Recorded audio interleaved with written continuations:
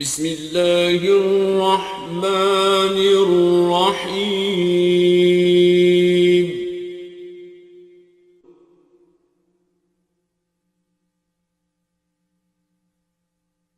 ولقد يسرنا القرآن للذكر فهل من مدكر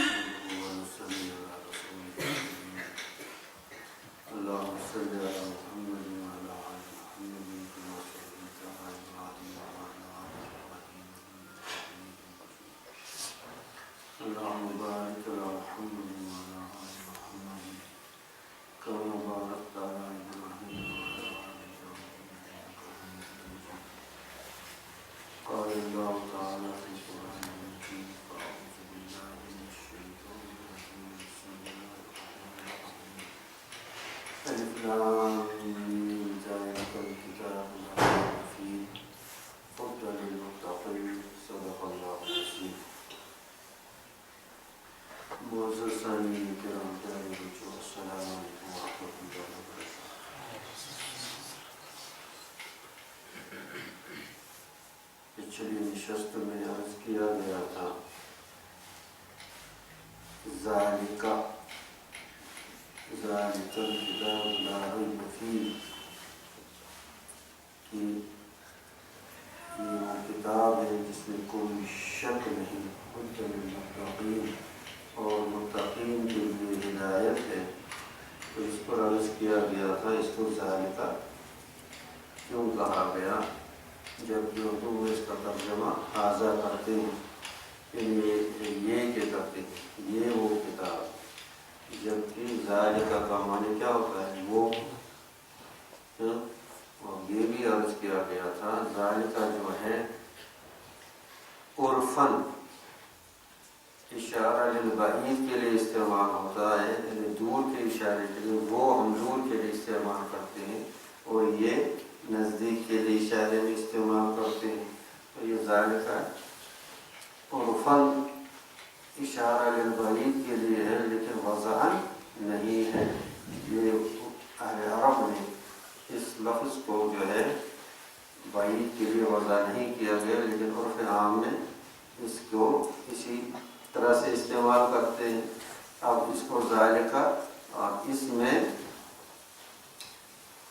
کئی جو ہیں اور جو مفسرین نے جو کئی اقوال اس میں بیان کیے، وہ پچھلے نشست میں ان کو عرض کیا گیا کہ اللہ تعالیٰ نے فرمایا نبی کریم صلی اللہ علیہ وسلم اِنَّا سَنُلْقِي عَلَيْكَ قَوْلًا ثَقِيلًا، بے شک ہم عنقریب آپ پر القاء کرنے والے ہیں، ڈالنے والے ہیں ایک قول ثقیل، ثقیل یعنی بہت بھاری ایک چیز ڈالنے والی ہے۔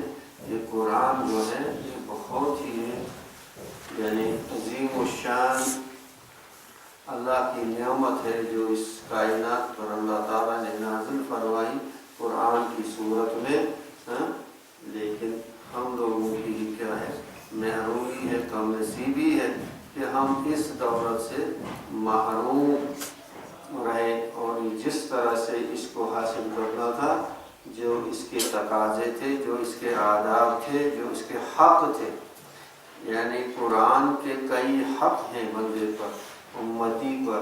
ایک حق ہے اس کو ماننا، اس کو سچ ماننا، ہر لفظ، ہر چیز جو اس میں، اس کو حق ماننا، اور یہ اللہ تعالیٰ کی طرف سے نازل ہوا ہے۔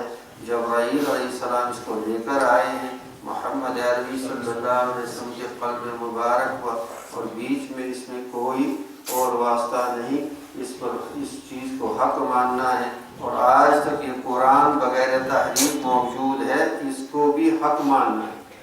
آج تک قرآن کریم کیا ہے، بغیر تحریف ہے۔ دوسری کتابوں میں تحریف ہوئی، بعض ایسے طبقے ہیں دنیا میں موجود جو یہ بات یعنی یہ من گڑت الزام لگاتے ہیں کہ اس میں کچھ یعنی یہ ہوا ہے تحریف یا کچھ چیزیں حذف ہوئی ہیں، لیکن جو بلا تعصب غیر مسلم بھی ہیں، غیر بھی ہیں، وہ بھی یہ ماننے کے لیے تیار ہیں، مانتے ہیں کہ یہ قرآن جو ہے بعین ہی اسی حالت میں موجود ہے جس حالت میں نبی کریم صلی اللہ علیہ وسلم پر نازل ہوا تھا، اور انہوں نے اور یہ ذالکہ اس لیے بھی بتایا گیا، دیکھو یہ جو قرآن ہے یہ لوح محفوظ میں کیا ہے، موجود ہے، یہ قرآن لوح محفوظ میں، ہاں یہ وہ کتاب ہے، یہ وہ اشارہ اس کی طرف ہے کہ یہ وہی کتاب ہے۔ کون سی کتاب؟ جو لوح محفوظ میں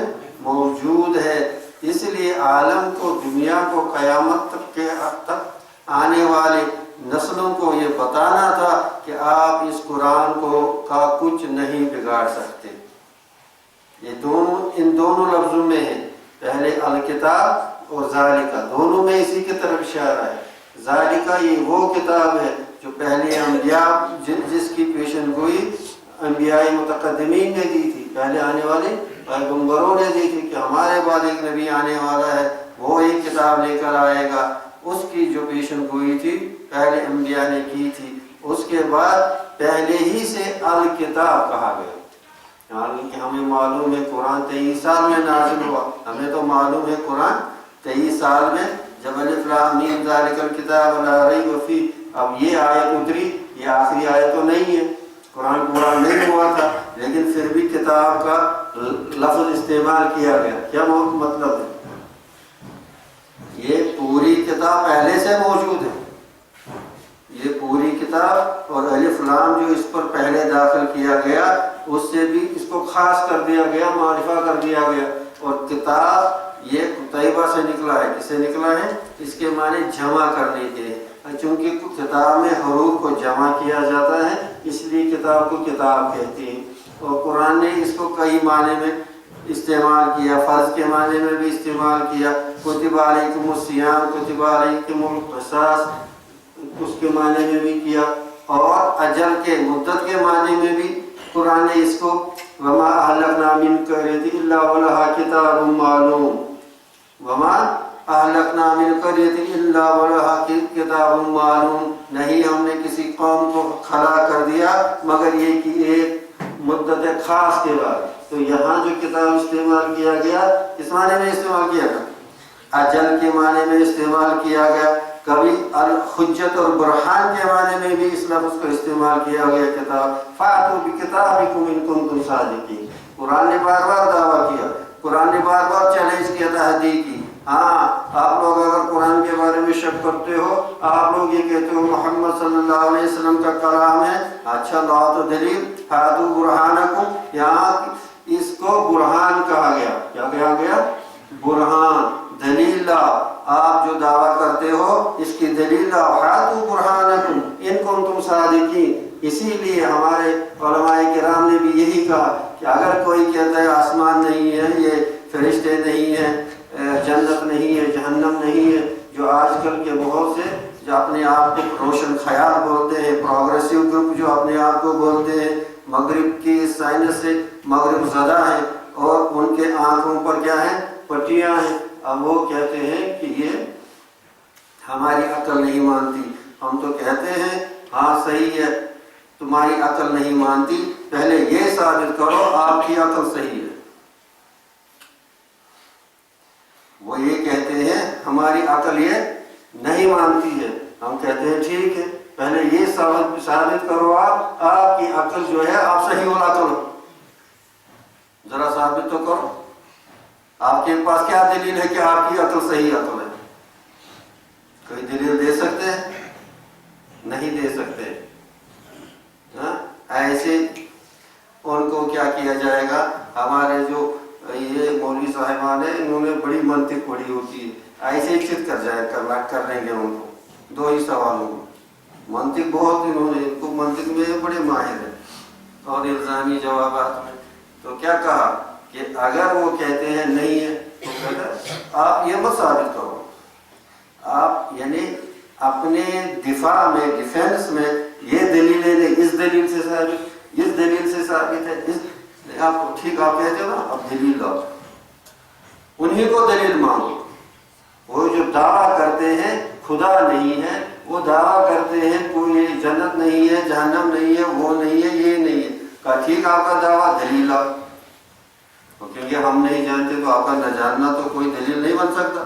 بہت سے لوگ یہاں ہیں وہ بہت چیزیں نہیں جانتے، تو اس کا مطلب نہیں کہ وہ چیز موجود نہیں۔ بہت لوگوں نے ایسے بہت سے علاقوں کا نام ہی نہیں سنا ہوگا، تو ان کو معلوم نہیں، تو یہ دلیل تھوڑا ہی بنے گی کہ وہ چیزیں موجود نہیں ہیں جی۔ تو اگر کوئی کہتا ہے یہ نہیں ہے، کہتا ہاں لاؤ دلیل، ثابت کرو نہیں ہے۔ آپ کا نہ جاننا تو دلیل نہیں ہے۔ منطق کے احتساب، لاجک کے، منطق لاجک کو کہتے ہیں، لاجیکلی یہ دلیل مضبوط، یعنی اس کا کوئی وزن نہیں لاجیکلی۔ کیا کوئی کہتا ہے مجھے نہیں معلوم، تو تجھے تو بہت چیزیں نہیں معلوم۔ حضرت تھانوی علیہ رحمہ سے ایک نے پوچھا حضرت ایک بات سمجھ میں نہیں آئی، ذرا ایک مسئلہ بتائیے۔ حضرت نے پوچھا آپ کو کتنی چیزیں معلوم ہیں؟ حضرت بہت چیزیں معلوم۔ کہا کتنی چیزیں نہیں معلوم؟ کہا حضرت بہت چیزیں نہیں معلوم۔ کہا فہرست جو تم معلوم ہے ان کی زیادہ ہے لسٹ یا ان کی زیادہ ہے نہ جاننے والا؟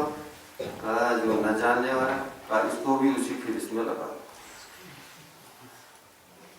اس ایک چیز کو بھی اسی فہرست میں لگا جو آپ نہیں جانتے۔ بہرحال کوئی دعویٰ نہیں کر سکتا، تو قرآن نے کیا کہا، ہاتھو برہانکم ان کنتم صادقین، اگر تم دعویٰ کرتے ہو یہ قرآن سچا نہیں ہے، دلیل لاؤ۔ اگر دعویٰ کرتے ہو کہ یعنی اللہ نعوذ باللہ نہیں ہے، تو دلیل لاؤ۔ جو بھی دعویٰ کرتے ہو تو اس کو کتاب کو یعنی کیا کہتے ہیں، یہاں برہان نہیں کہا، یہاں کتاب کہا، ہاتھو بکتابکم، تو یہاں لفظ دلیل کے معنی میں کتاب کو استعمال کیا۔ یہاں یہ عرض کیا جا رہا ہے کہ کتاب کو قرآن نے کئی معنی میں استعمال کیا، یعنی فرض کے معنی میں بھی کہ تم پر قصاص فرض کیا گیا، تم پر روزے فرض کیے گئے، اسی طرح سے ان الصلاۃ کانت علی المؤمنین کتابا موقوتا، ان الصلاۃ علی المؤمنین کتابا موقوتا، بے شک نماز فرض کی گئی مسلمانوں پر ایک وقت کے ساتھ، ٹھیک ہے۔